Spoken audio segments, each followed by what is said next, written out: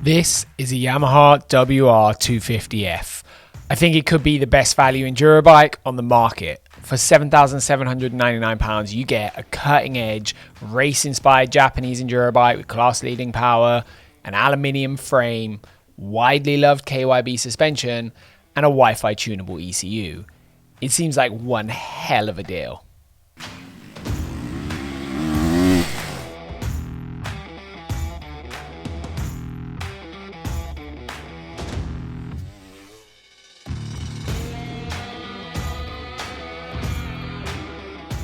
For the UK press launch of Yamaha's quarter-litre thumper, we headed to the South Coast's best off-road riding venue, Rogers Hill Raceway.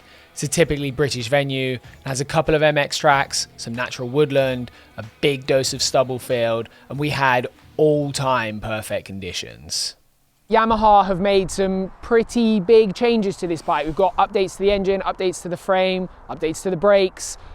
For the most part, that isn't much of a frame of reference for me. I haven't ridden one of these in a really long time, but I have ridden the competition a lot in the last few years. The conversation for me starts with the good points of the Yamaha, and that's the suspension and the handling. I think the suspension and the handling on this bike are top notch. For stock enduro bike suspension, this is as good as I think I've ridden on a stock enduro bike. I think it's incredibly effective at its job. It's not elite level racing suspension, it's not going to blow your mind, but the scope of what it's capable of for a stock bike is really high, and it makes it a really confidence inspiring handling bike. You can hit things, you can catch things, and nothing really happens. You can land short on small jumps and hit logs, and it deals with all of that really well. I am definitely a lot heavier than the spring rate that this bike is intended for, and we were able to get the sag pretty close to what it should be on the stock springs, which is also rare, and it can deal with a lot. It can deal with big heavy flat landings. I've come to a flat stubble field to talk to you about how good the suspension is for a stocker. Now don't get me wrong, if you're watching this video and you're like, oh, I'm a racer, I really want to go fast, it's not the bike for you out of the box, but I think for 85% of people, you're going to be a couple of clicks away from this being super nice bike. And the thing that stands out for me is that it's really predictable. If I make a mistake, it performs consistently, it doesn't kick, it doesn't get me into trouble, even though it's a bit soft. It's really nice to ride at that stuff. I think if you rode a lot of rooty woods, I would go out a couple of clicks on the compression just to get it to track the ground a little bit better. But you might find if you're the right weight for it, which I'm definitely not, it's fine. And I personally think it's one of the best stockers I've ever ridden for how the suspension performs. Having some degree of bottoming resistance and control means it doesn't bounce 74 times before it recovers from hitting something that it didn't like you hitting, and that's really cool. You know, I don't think you can ask much more out of a stock bike because they set the suspension for the masses, and it just performs well.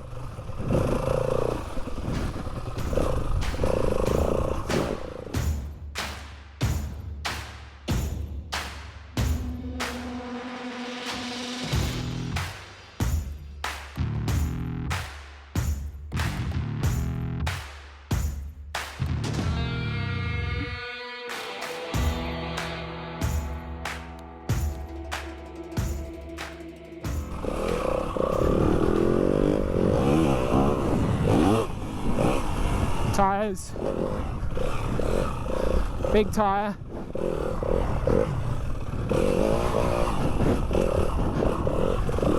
we'll do a little bit more talking now, it's not so technical.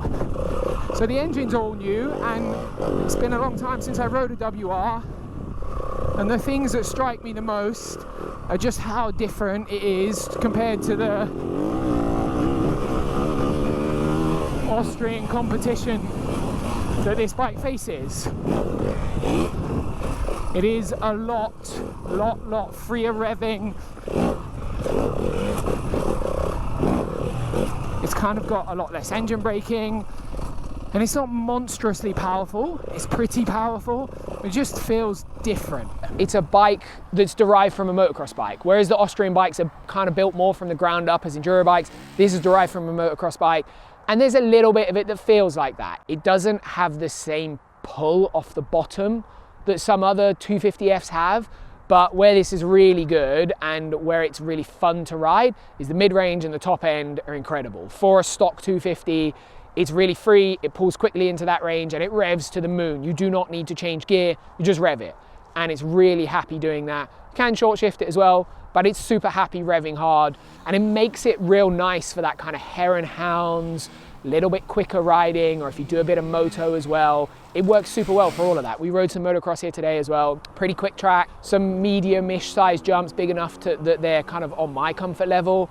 And it worked well. I was super surprised. The one thing I do notice, and I think this is probably quite specific to your riding conditions and the type of riding you're doing. If you're really into super technical riding or extreme riding, this is not the easiest of the bikes to ride. It's got a couple of little traits where it's lacking. It lacks a little bit of bottom end pull, and it turns off a lot.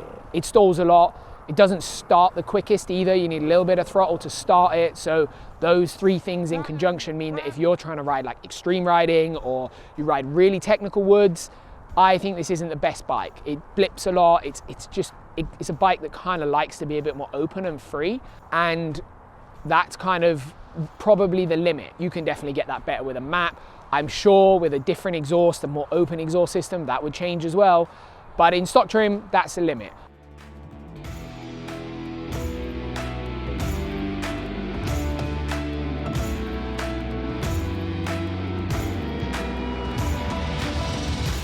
Other things I think is really good, I like the frame and the chassis of it. I like the way it turns. It's very neutral. It doesn't do anything weird.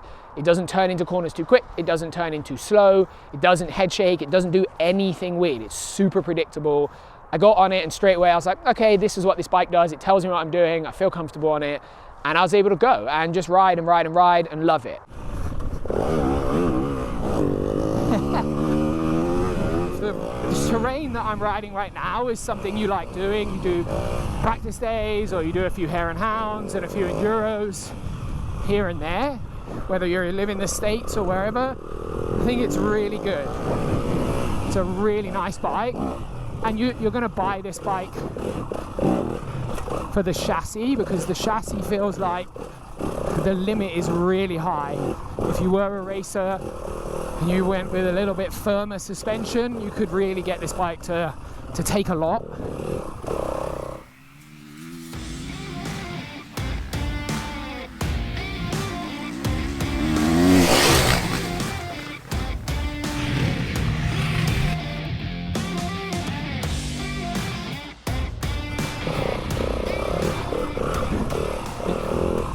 Ergonomically, I think the WR is also pretty nice. It's pretty neutral.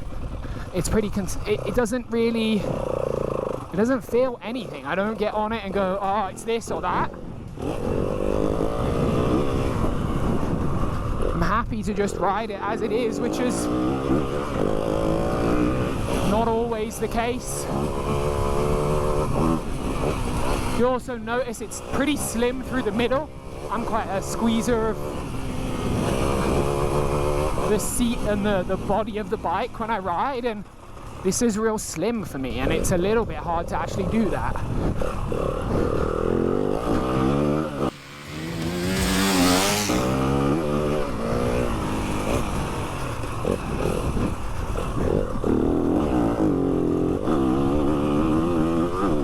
One of the other things I notice a lot is that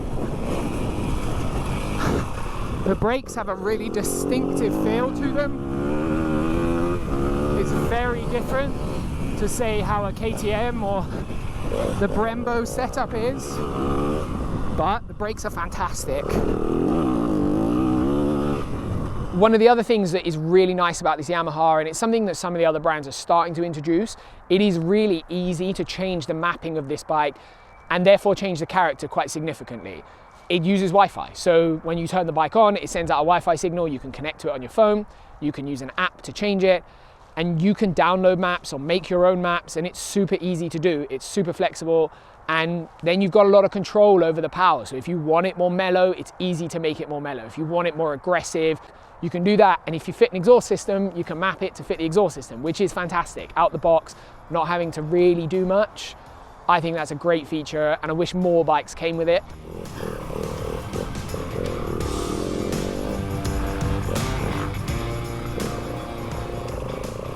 That's probably it. That's everything I've got to say about this WR250F. It's a really nice bike. It's a nice alternative to some of the more popular brands out there. And I think if you fall into the category of you're a trail rider, or you are really into racing, you're doing hare and hounds and practice days and that kind of stuff, this is a great bike. You live in England, not Wales, even better. You live in the US or South Africa, Australia, you are gonna love it. It's a really good bike. And I think as well, there's a lot of potential for this bike to quickly become a really good race bike, have a lot of power and handle really well and just be super, super good. If you've enjoyed this video and you want to see more of these dirt bike reviews, adventure bike stuff, trail riding stuff, that's what we do here at Brake Magazine. If you like these videos and you watch them a lot and you want to support the channel, we also have a web shop and a Patreon page. And otherwise, remember, life's better when you're riding.